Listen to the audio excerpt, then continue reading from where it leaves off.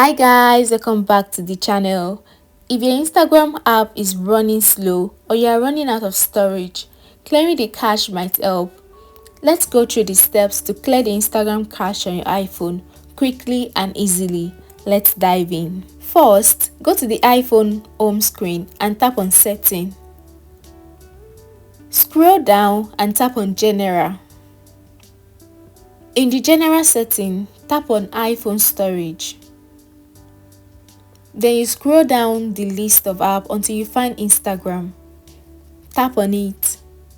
Offloading app might have your Instagram gone from your phone, but don't worry, you won't lose your Instagram account or your data saved in the cloud.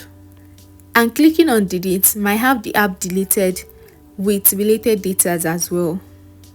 After deletion, go to the App Store, search for Instagram and reinstall the app. Once reinstalled, log back into your account. And that's it guys. By deleting and reinstalling Instagram, you clear the app cache and free up some space on your iPhone. If you found this tutorial helpful, please share it with your friends and I will see you next time for more handy tips. Bye bye.